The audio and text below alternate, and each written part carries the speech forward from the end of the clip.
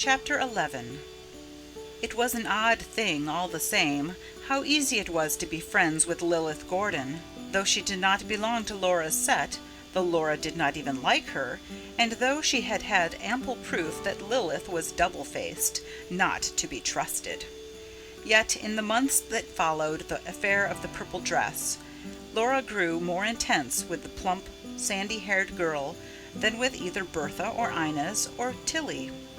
Or, to put it more exactly, she was continually having lapses into intimacy and repenting them when it was too late. In one way, Lilith was responsible for this. She could make herself very pleasant when she chose, seem to be your friend through thick and thin, thus luring you on to unbosom yourself. And afterwards she would go away and laugh over what you had told her with other girls. And Laura was peculiarly helpless under such circumstances. If it was done with tact, and with a certain amused warmth of manner, anyone could make a cat's paw of her. That Lilith and she undressed for bed together had also something to do with their intimacy. This half hour when one's hair was unbound and replaited, and fat and thin arms wielded the brush, was the time of all others for confidences. The governess, who occupied the fourth bed, did not come upstairs till 10 o'clock. The publican's daughter, a lazy girl, was usually half asleep before the other two had their clothes off. It was in the course of one of these confidential chats that Laura did a very foolish thing.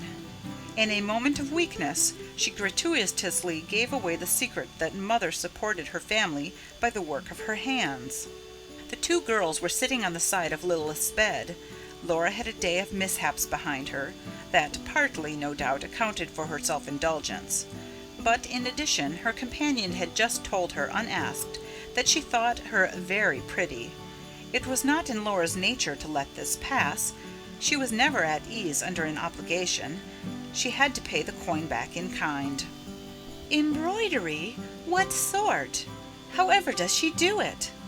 Lilith's interest was on tiptoe at once, a false and slimy interest, the victim afterwards told herself.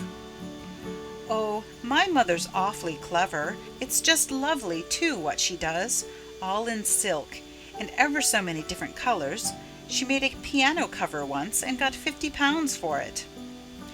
"How perfectly splendid!" But that was only a lucky chance, that she got that to do. She mostly does children's dresses and cloaks and things like that. "But she's not a dressmaker, is she?" "A dressmaker? I should think not, indeed. They're sent up, all ready to work, from the biggest shops in town." "I say, she must be clever." "She is. She can do anything. She makes the patterns up all out of her own head." And filled with pride in Mother's accomplishments and Lilith's appreciation of them, Laura fell asleep that night without a qualm. It was the next evening. Several of the boarders who had finished preparing their lessons were loitering in the dining hall, Laura and Lilith among them. In the group was a girl called Lucy, young but very saucy, for she lived at Toorak and came of one of the best families in Melbourne. She was not as old as Laura by 2 years, but was already feared and respected for the fine scorn of her opinions. Lilith Gordon had bragged, "My uncle's promised me a gold watch and chain when I pass matric." Lucy of Toorak laughed. Her nose came down and her mouth went up at the corners. "Do you think you ever will?" "G.O.K. and he won't tell, but I'll probably get the watch all the same." "Where does your uncle hang out?" "Brisbane." "Sure he can afford to buy it?" "Of course he can." "What is he?" Lilith was unlucky enough to hesitate ever so slightly. "Oh, he's got plenty of money," she asserted. "She doesn't like to say what he is." "I don't care whether I say it or not." "A butcher, perhaps? Or an undertaker?" "A butcher? He's got the biggest newspaper in Brisbane." "A newspaper? Great Scott! Her uncle keeps a newspaper." There was a burst of laughter from those standing round. Lilith was scarlet now. "It's nothing to be ashamed of," she said angrily. But Lucy of Toorak could not recover from her amusement. "An uncle who keeps a newspaper! A newspaper! Well, I'm glad none of my uncles are so rummy. I say, does he leave it at front doors himself in the morning?" Laura had at first looked passively on, well pleased to see another than herself the butt of young Lucy's wit. But at this stage of her existence she was too intent on currying favour to side with any but the stronger party, and so she joined in the boisterous mirth Lilith's admission and Lucy's reception of it excited, and flung her gibes with the rest. She was pulled up short by a hissing in her ear. "If you say one word more, I'll tell about the embroidery." Laura went pale with fright. She had been in good spirits that day, and had quite forgotten her silly confidence of the night before. Now the jeer that was on the tip of her tongue hung fire. She could not all at once obliterate her smile. That would have been noticeable. But it grew weaker, stiffer, and more unnatural, then gradually faded away, leaving her with a very solemn little face. From this night on, Lilith Gordon represented a powder mine, which might explode at any minute, and she herself had laid the train. From the outset, Laura had been accepted socially by even the most exclusive as one of themselves, and this in spite of her niggardly allowance, her ridiculous clothes. For the child had race in her, in a well-set head, in good hands and feet and ears. Her nose, too, had a very pronounced droop, which could stand only for blue blood or a Hebraic ancestor, and Jews were not received as boarders in the school. Now, loud as money made itself in this young community, effectual as it was in cloaking shortcomings, it did not go all the way. Inherited instincts and traditions were not so easily subdued. Just some of the wealthiest, too, were aware that their antecedents would not stand a close scrutiny, and thus a mighty respect was engendered in them for those who had nothing to fear. Moreover, directly you got away from the vastly rich, class distinctions were observed with an exactitude such as can only obtain in an exceedingly mixed society. The three professions alone were sacrosanct. The calling of architect, for example, or of civil engineer was, if a fortune had not been accumulated, utterly without prestige. Trade, any connection with trade, the merest bowing acquaintance with buying and selling, was a taint that nothing could remove, and those girls who were related to shopkeepers, or more awful still, to publicans, would rather have bitten their tongues off than have owned to the disgrace. Yet Laura knew very well that good birth and an aristocratic appearance would not avail her, did the damaging fact leak out that her mother worked for her living. Work in itself was bad enough. How greatly to be envied were those whose fathers did nothing more active than live on their money. But the additional circumstance of mother being a woman made things 10 times worse. Ladies did not work. Someone always left them enough to live on, and if he didn't, well, then he, too, shamed the ignominy. So Laura went in fear and trembling lest the truth should come to light. In that case, she would be a pariah indeed. Went in hourly dread of Lilith betraying her.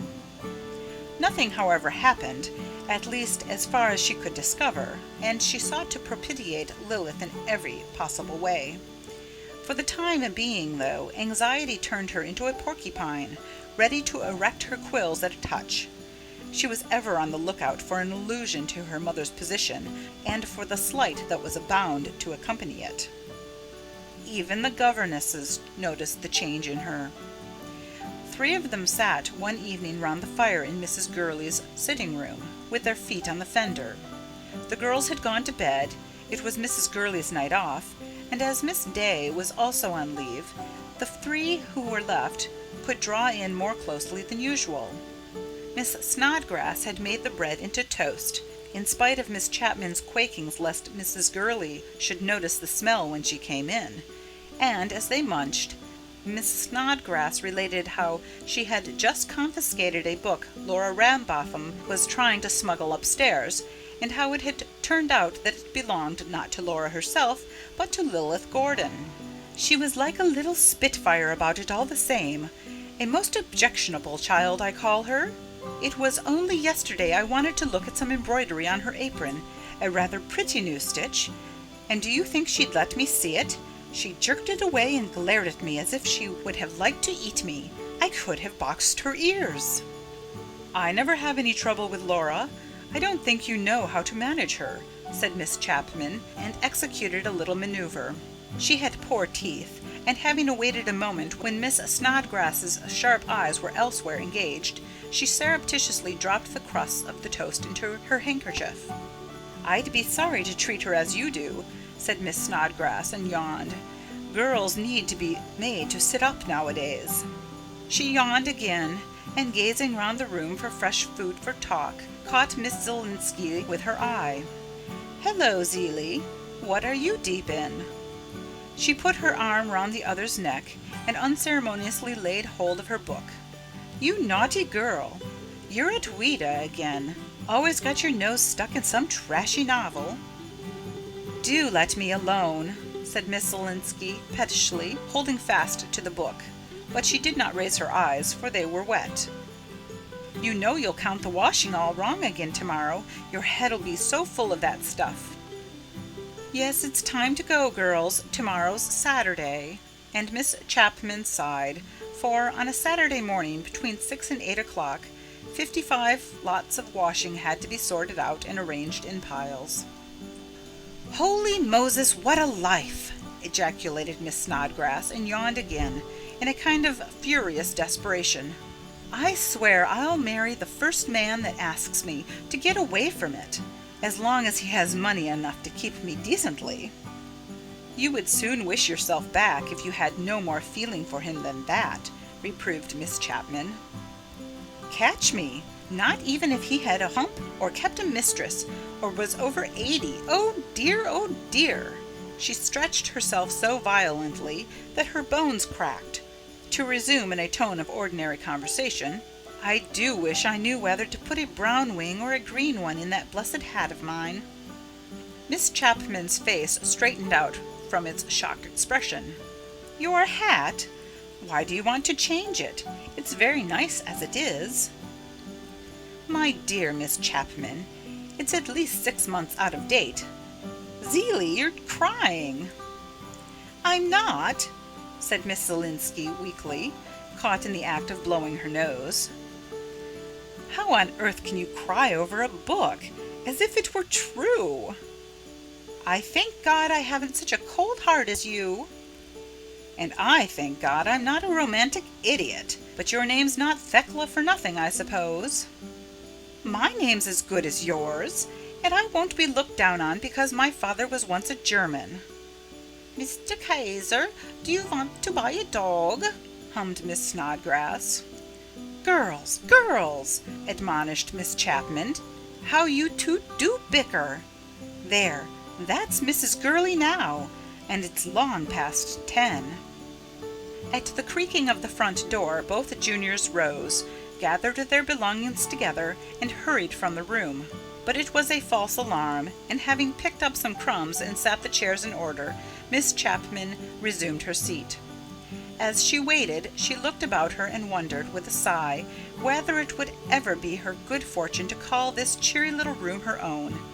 It was only at moments like the present that she could indulge such a dream. Did Mrs. Gurley stand before her, majestic in bonnet and mantle, as in a minute or two she would, or draped in her great shawl, thoughts of this kind sank to their proper level, and Miss Chapman knew them for what they were worth. But sitting alone by night, her chin in her hand, her eyes on the dying fire, around her the eerie stillness of the great house, her ambition did not seem wholly out of reach, and giving rein to her fancy, she could picture herself sweeping through the halls and rooms, issuing orders that it was the business of others to fulfill, could even think out a few changes that should be made, were she head of the staff. But the insertion of Mrs. Gurley's key in the lock, The sound of her foot on the oilcloth was enough to waken a sense of guilt in Miss Chapman, and make her start to her feet, the drab, elderly, apologetic governess once more. End of chapter 11.